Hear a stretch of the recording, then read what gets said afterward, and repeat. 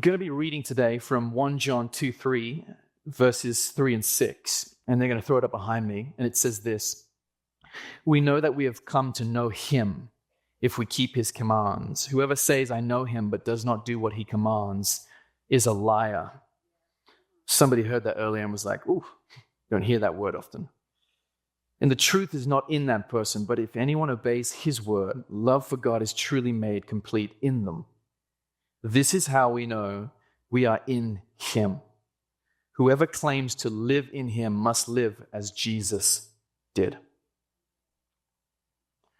One of the things that I get to experience as I get older is watching my nieces and nephews learn how life works. And in particular, one of the more amusing things, in full transparency, is watching them navigate the tension that we all learn, what obedience is. And since we do not have children yet, I intend to take full advantage of how funny it is to watch them learn this. And this is because they are starting to understand they have choices. They can choose things, they can build things, they can say yes to this, no to that, they can break things, they can throw things. Mom can say go left and they can go right. And in short, they're testing the boundaries of their freedom, the freedom to obey or defy. And at the same time, they're testing their parents' boundaries of patience. It's great, I love it. Sometimes I wish I had popcorn, it just makes it good. And one of the things my niece in particular, actually both here in the US and my niece in the UK, is learning right now is how you can push things off tables, and it's really funny. And so my niece is kind of discovering that if you push something off, it will hit the floor and it will make this big bang, and it's kind of funny, whether it's food, whether it's glass, whether it's Tupperware, you name it. And it's something about children. They kind of do this thing where they start pushing something off the table. The parents say, no, don't do that. Listen to me. No, don't do that. And they kind of look at them, and there's a split moment where they have to decide, am I going to obey mom and dad, or am I going to obey myself? And one of the things that children do, I love it in their innocence, because they think that by kind of turning away, but continuing to push means they're kind of vulnerable, like invincible and invisible. And so my niece is kind of learning this tension. She's learning that if she starts to push something off the table and her parents say, no, listen to me, don't do that, and she kind of looks away and pushes it, she can kind of get away with it. Some of you are like, my children don't even look away, they just look right at me and they just push it off. Just ultimate defiance. And we laugh about it today, but the reality is the same tension of obedience, obeying someone or something, never leaves us. Should I say it like this? Learning what to obey or who to obey never really leaves us. In fact, this concept of who or what we will choose to obey in life just continues all the way through life. And so when we're small, it's kind of the innocent things like, will we listen to mom or dad when they say brush their teeth, get in bed, eat that last bit of food? And then when we get older, perhaps when we shift to our teenage years, those more formative years, it becomes things like, does a 10 p.m. curfew really mean 10? Can I push it to 11? Do I really have to be grounded, or can I sneak out without anyone knowing? And this is because as our autonomy as human beings, as our freedom grows, so do our choices. Will we obey the law? Will we obey the government? Will we continue to obey our parents even as we get older and they're older? What desires or thoughts or feelings will we obey? And which ones will we not? And just as children learn this, just as my niece and my nephews are wrestling with this, we're asking the same question. And it's this: who or what has the right to direct my life? Who has the right? And more importantly, what kind of life, if I give my life to obeying that thing or that person, what kind of life will that give me? You see, just like my niece, something in all of us, every one of us in here today, resists being told what to do. We just resist it. On the one hand, this is nothing new to us. Human beings, we're naturally averse to obedience. We just don't like to follow the rules. We don't like to submit to authority. It just doesn't feel good, even perhaps when it's for our own benefit. Like, think about it like this. How many of you are just thrilled when you go to TSA and they're like, time to take the shoes off? You're like, I love it. I've been waiting all week for this. Like, shoes are coming off. Or when you used to have to. Or when you go to the DMV And they're like, yeah, this is great. Just join the line. It's going to be 3 hours. You're going to have to sit there. You're like, yeah, I love this. I love to obey you. I'm excited for this. This is awesome. Or you get to the end of your gate after a long day of traveling, and the person's like, this is great. You're going to have to gate check your bag. It's going under the plane. Oh, so that's too big, that bag. So you're going to have to put that in there too. And it's just like, yeah, we just love that. We're like, this is amazing. I live to obey you in this moment. My wife and I, we just went to LAX, crazy airport. And we knew we were overweight on our luggage. We knew before we went, we're going to be overweight. 2 pounds. We measured it. We got there, 2 pounds. We took it out. But on the way back, we were 7 pounds over. We gained weight somehow. And here we are now. Our bags are open. We're in the middle of LAX. There's strangers around. I'm trying to figure out if I can put 2 coats on, shoes in my bag. There's underwear. There's socks everywhere. People are walking by.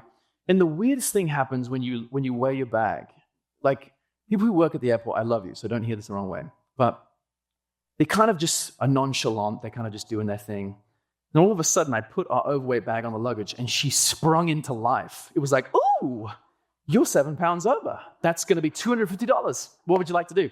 It's like they came alive in that moment, and it's like, what do you do with that?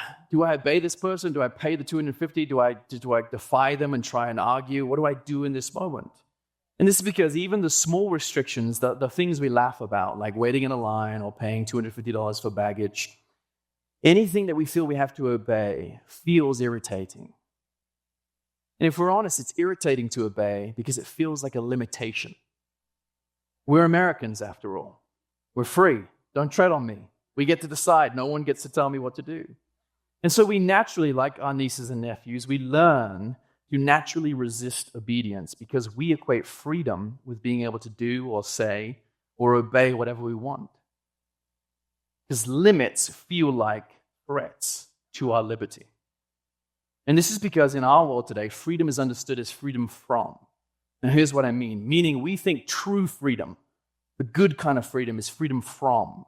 True freedom is freedom from the things that would restrict me. And anytime a restriction of any kind is put on me, anything I have to obey that is against my heart's deepest desires is wrong. In other words, we believe that obedience just gets in the way of freedom. Freedom is freedom from obedience. Now, the problem is not that freedom is a bad thing. It's not. I love this country. We love our country. We love our world. And we have freedoms that we really, really celebrate. And we were created to have freedom. We were created to have the ability to choose, to will, to have choice. But the problem is this, the idea that true freedom is the absence of obedience.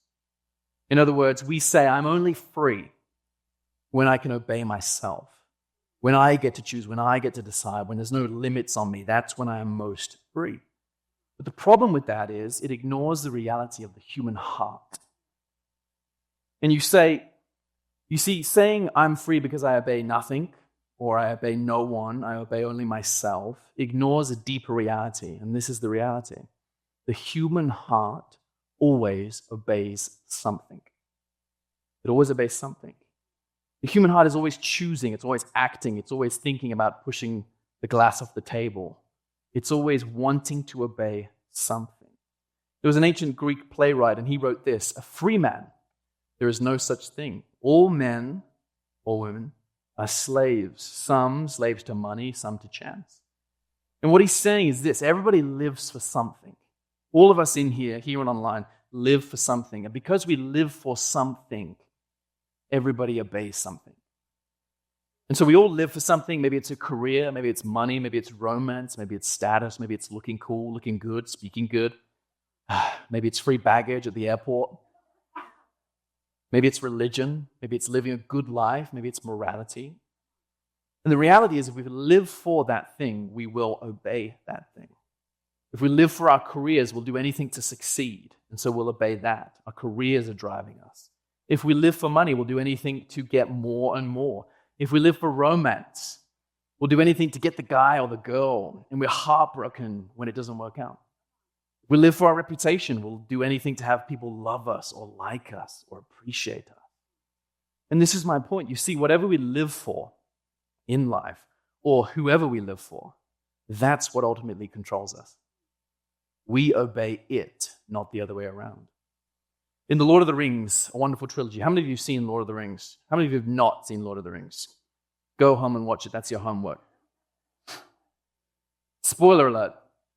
In the Lord of the Rings trilogy, there are these characters called Nazgul, or ring wraiths. And if you've seen it, you know what I'm talking about. And they're going to throw a photo of what they look like.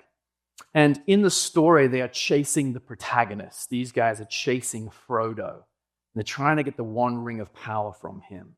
And they're kind of these dark figures with shrouded in darkness and no face. And they finally catch up to Frodo. And Frodo asks, who are these people? What are they? And Aragorn explains this, and this is the quote. And this is the photo of them when they were great kings. He says this, they were once men, great kings of men. Then Sauron the Deceiver gave them 9 rings of power. Blinded by their greed, they took them without question, one by one falling into darkness. Now they are slaves to his will. They are the Nazgul, the ring wraiths, neither living nor dead.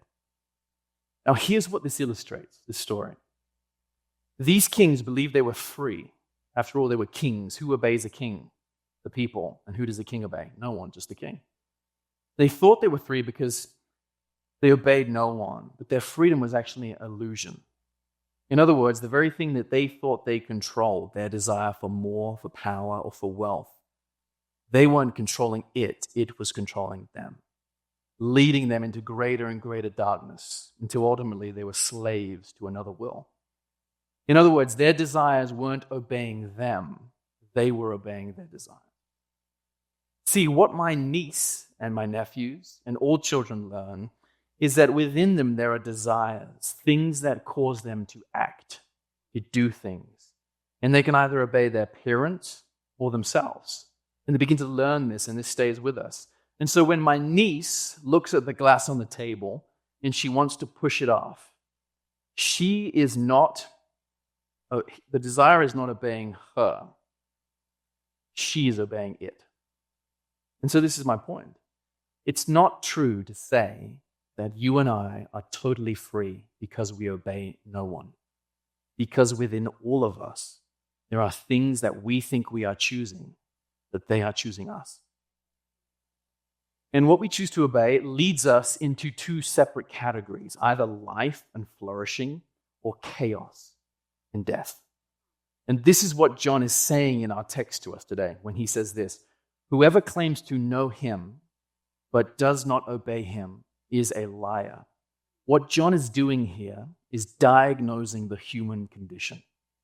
That if we aren't obeying Jesus, the true Lord who can give us healing, health, joy, peace, all of these things, we're obeying something else. In other words, if we are not in the control of the true Lord, we're in the control of a Lord that can't give us this.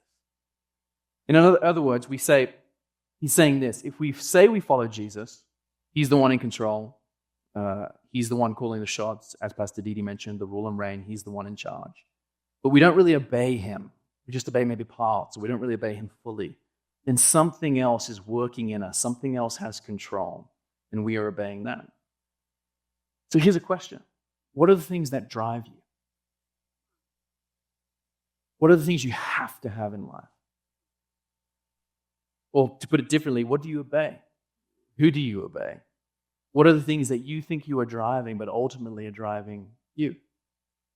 And now you may not be like me or our nieces and have the desire to push glasses off tables. You may have grown out of that.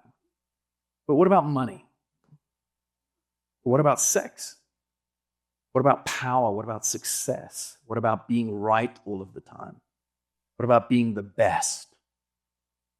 The problem is not that these things are wrong. They are not. They're good things in themselves. The problem is that they can never really give you the satisfaction in life that you want. And when you seek to obey them, that is to squeeze out of them a particular type of life, you end up broken and unsatisfied. That's why we can never make enough money. That's why we can never have enough sex. That's why we can never feel smart enough. That's why we can never have enough control. Why? Because we are trying to access life from something that was never intended to give it. Many of you are like, I feel that. I resonate with that. Why? Because we are obeying something that cannot satisfy. This is the condition of the human heart, of all of us, to which Jesus' invitation in Matthew 4 comes to us. He says it really simple. It's the first thing that Jesus says when he comes onto the scene. Repent, for the kingdom of heaven has come near. I love it in the Message translation. Change your life. God's kingdom is here. In other words, rethink everything you've ever thought about life, what satisfies you, what can't, what can. Change your mind because something greater, something more magnificent, something bigger than you has arrived. Something that is here that is so wonderful, so vibrant, so beautiful, so transforming, so captivating, so inviting, so liberating, the kingdom of God. And Jesus' invitation here, if we're honest, is a little bit of a paradox to the human heart. And it's a paradox because we've been conditioned, like our nieces and nephews are learning throughout life, to think that to be truly free, we need to have all the control. I need to be able to control it. I need to be the one who's in charge. But the message of Jesus, the announcement of his kingdom, that it is here, is that if you really want to be free, if that's what you want, if you want to be free, if you want that liberty, if you want that life, if you really want to live, you must live in him and obey him. That's why John makes a statement further on in 1 John. He says this, whoever has the Son, that is Jesus, has life. Whoever does not have the Son of God does not have life. Pretty easy. John is making the claim to you and I today that to really have life, the life that you and all would say on paper we want, a good life, a life with meaning, with purpose, that we need Jesus. And he says this in our passage today, but if anyone obeys his word, love for God is truly made complete in them. This is how we know we are in him, in Jesus. Whoever claims to live in him must live as Jesus did. And John's message to us today is really simple. It's this: if we want to have real life, we must have Jesus. And we know that we are living in that life when we live as Jesus did. The word obey here that John uses in the Greek is a word meno. Can you say meno?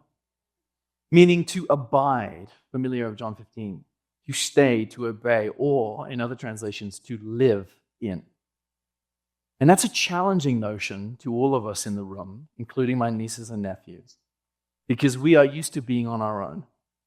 We're used to doing life on our own. It's the American dream. We pull up our bootstraps, we just get to it. We're not used to being dependent on another person. And many of you perhaps raised yourself at home because your parents were absent. Many of you had good lives. But to be dependent on another person feels like, again, a restriction. Feels like a limitation because I have to depend on that person. They didn't have that. It was just me and I can depend on myself. And because we tend to believe that to be free is to be free from restriction, we kind of go through life thinking, I can just do it on my own. I don't need any help. I've got this. This is me. But the teaching of Jesus is this: it isn't that true freedom is freedom from restrictions, but freedom is found through the right restrictions or in the right things. To illustrate this, let's just go super American. And let's just take the most obviously compelling image of freedom that exists. The eagle. Many of you are like, yes, finally, the eagle. Look at it. It's just oozing with freedom. I can't think of a more compelling image of freedom. Like I asked my wife when we were at date night, like, what do you think of freedom? And she said an eagle. It landed. Why is an eagle free? Not really a question that you get asked on Sunday morning, but I'm going to ask you, why is an eagle free? Why is an eagle free? It's not because it can do anything. It can't do anything. It can't swim. It can't drive a car. It can't apply for a mortgage. It's not sitting here listening to me. It can't do those things. And so that asks a deeper question. Why is an eagle free? It's not because it can do anything. It's not free because it lacks restrictions and it can just do whatever it wants. The eagle is truly free because it lives in and obeys the environment for which it was created. The environment that allows it to soar. We just went to Idaho and I saw them in their natural habitat, the environment that they literally soar. It's incredible when they grab these fish. And what is that environment? It's the sky, it's the air, it's the law of aerodynamics. They're in that. We don't say, look, that eagle's really sad, man. I wish it could have a mortgage. I wish it could be like me. We don't see an eagle soaring and swooping and go, wow, it just looks like it needs to be able to swim. It just doesn't seem free to me. We look at it. No, we look at it and we say, wow, look at that thing go. Look at it soar. It's so free. It's living how it was supposed to be. It's living in the environment it was meant to flourish in. It's living in it. It's obeying it. It's in relation with it. Why? Because freedom is not a lack of restrictions, but knowing and living in the right restriction. Freedom isn't about being obedient to anything and just doing anything. It's about being obedient to the right things. The ultimate environment where the human soul can soar and fly and live is in relationship with God. See, we can only flourish, we can only soar like this eagle when we live under obedience and in relationship with and to Jesus. When the teachings of Jesus and obedience to him are not seen as restrictions meant to harm us and ruin our lives, but to make us truly soar, flourish. And this is Jesus' invitation to all of us. He says this in Matthew 11. Take my yoke upon you and learn from me, for I am gentle and humble in heart. We miss that in the world. We think Jesus is just this horrible taskmaster. He's gentle and humble in heart. And you will find what? Rest for your souls. For my yoke that you place upon you is easy, and my burden is light. This is what Jesus is showing us today, and it's this. Obedience is not oppression. It is the path to rest, to flourishing, and to life. And John confirms this in our earlier text. He says this is how we know we are in him. This is how we know. Whoever claims to live in him must live as Jesus did. What John is saying here is we know we are living in this flourishing life when we live like Jesus. That's the goal here. That's the check mark. When we obey his commands, when we submit to his rule, his kingdom, and his way of doing life. But Jesus is saying this, my yoke is one that saves you, and my burden is one that unburdens you. He's saying my yoke is easy and my burden is light, because when we take that yoke upon us, that is when we truly are ourselves. You'll finally be free. Like the eagle that soars and dives and hoops. And we quit obeying the wrong things, things that make life hard and heavy and are tiring to our souls. Success doesn't own us anymore. It doesn't mean we don't try hard. It just doesn't own us anymore. Money doesn't control us. We give freely because we're not obeying money anymore. People don't own us. We're not obsessed with being liked and loved because we know we are already liked and loved. And this is the reality. For too long, many of us in the room and online, we have been living on our own terms, trying to soar in the wrong environments. We've been like an eagle trying to swim underwater or apply for a mortgage.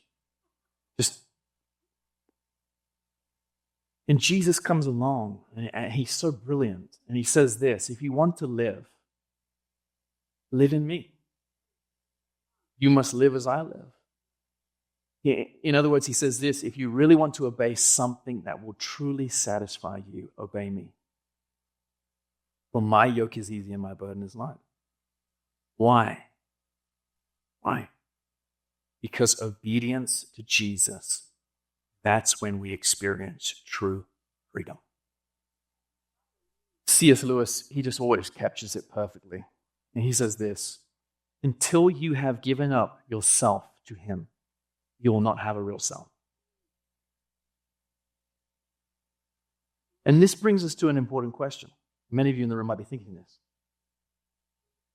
Yeah, but what makes Jesus different? How can I trust Jesus? I couldn't trust this person, but now I can trust Jesus. What gives Jesus the authority to call us to obedience. So let's just be honest for a moment. Let's just take it back. Let's just think. We said at the beginning, we as humans, we don't naturally want to obey authority and people. We struggle with that and we go through life. But the other reality with that is this, that we are also very suspect or suspicious of those who demand it. Put it another way, we dislike being told what to do, and we don't normally trust people who tell us what to do. We're suspicious of authority, of schools, of businesses, of the politicians, of governors, of certain family members. We're suspicious of the church. We're suspicious of people who ask us to obey and trust them when they have not proven themselves. And many of us, perhaps in this room, have trusted people and they have let us down. They've said, obey me, you can trust me, and they've broken us, especially in the church. And so when we're asked to trust and obey someone fully, we automatically wonder this: what's their motive? Why should I obey you? What's the motive here? Is it domination? Is it control? Is it an impure motive? Are you going to hurt me again like this family member did, like that pastor did, like this church leader did? And here's the beauty of Jesus and his kingdom. Jesus' motive is not based on power or selfishness or control. It is based on love. A love that led him to obey God to the point of death. Death on a cross, a sacrifice not for his benefit, but for our benefit. For you, for me, for this city, for this country. You see, Jesus showed us what a life of obedience looked like. He didn't just ask, obey me. He showed us first. It says this in Philippians, and being found in appearance as a man, he humbled himself. When was the last time you saw a world leader humble themselves? By becoming obedient to death, even death on a cross. This is the heart, the kingdom. This is the heart of the gospel. The gospel says this: Jesus has already obeyed. He's already completed it. He's lived the perfect life we could not. And he's already finished it. And because he's already finished it, because he's already done it, because he's obeyed first, we can now come to him and live and obey too. The message of Jesus is not just figure it all out, obey me perfectly, I'll come back when it's all good. Then you're accepted, then you're loved, then we're good. The message of Jesus is this: I have already obeyed, so now you can too. Tim Keller puts it so sweetly. This is what Jesus says to all of us: if I am your master, then nothing will master you. Put it another way, when you obey Jesus, when you and I obey Jesus, and we take him for his word, we don't need to obey anything else because he's enough.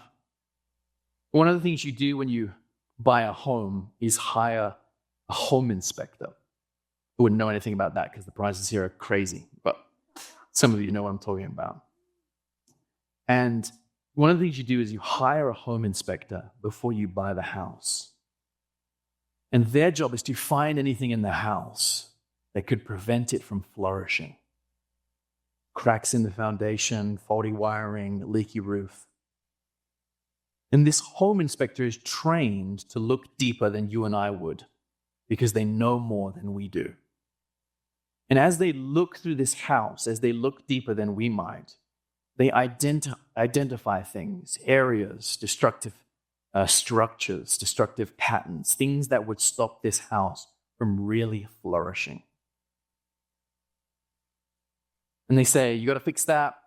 Probably going to cost $10,000. Leaky roof, foundation, it's useless. I wouldn't do it. Jesus is like the perfect home inspector, but infinitely better. And this is what I mean. He does not point out all the problems in our lives and leave us to fix them with a huge bill we can't pay. He's already paid the bill. He's already went to the cross. He's already done what we could never do for ourselves, put us in right relationship with the Father, with God. And just like an inspector that sees a cracked foundation and says, we need to address this, he looks at our broken foundation and says, you need a new foundation. And you know what the foundation is? Me. I am your foundation. I am the foundation. It's me. That's why Jesus says this, if anyone loves me, he will keep my word and my Father will love him and he will come to him and we will make our home with him. The call to obey Jesus is not about limiting freedom. It is about the right foundation of freedom, the true foundation, and it's him. Why I love it in Isaiah, and it fits so well with the eagle example. It says this, those who hope in the Lord will renew their strength. They will soar on wings like eagles. They will run and not grow weary. They will walk and not be faint. This is the beauty of obedience. This is the beauty of the kingdom. This is the beauty of discipleship. It's why I never understand when people say Christianity is so boring, it's so toxic, it's so rule-based, it's all this, because they don't understand. They've got it wrong. This is a new way of living. Eugene Peterson, who was the translator of the Message, he says this, joy is not a requirement of Christian discipleship. It is a consequence. Joy is not what we have to experience life in Christ. It is what comes to us when we are walking in the way of faith and obedience. And here's his point. We don't have to have joy to obey Jesus. You don't have to fake it and go, okay, I guess I got to fake it till I make it. I got to be happy about this, but it's really crushing me inside. Joy comes from obeying him. What are you obeying here? Who do you obey? And more importantly, how is that going for you? Are you weary? Tired? Exhausted with chasing the next definition of success? Are you bankrupt emotionally, spiritually, maybe even socially and physically? Are you disappointed? Are you unsatisfied? And here's the next question. Would you submit your whole life to Jesus? Would you let him come in like the home inspector, examine what's going on? And would you obey him? In other words, would you come to Jesus and begin to soar like an eagle? To live in the environment you were created to live in a relationship with him. And here's the truth. Because Jesus gave his whole life, we must give him ours. Our careers, our desire, our wealth, our marriages, our relationships, our parenting, our habits, our words, who we choose to date, how we date that person, what we do when no one's looking, the type of person we are behind closed doors. Because here's the truth. Jesus does not want part of your life. He wants your whole life. And this is why. If you get anything out of this today, this is why he wants your whole life. How can your whole life flourish if you only give him part of it? It can't. And as I close here, and the team can come up, I want to return to the story I mentioned at the beginning. My wonderful nieces, my wonderful nephews. My niece is standing before a table. She sees the glass, and she desperately wants to push it off. Maybe she's even halfway, and she's looking at her parents.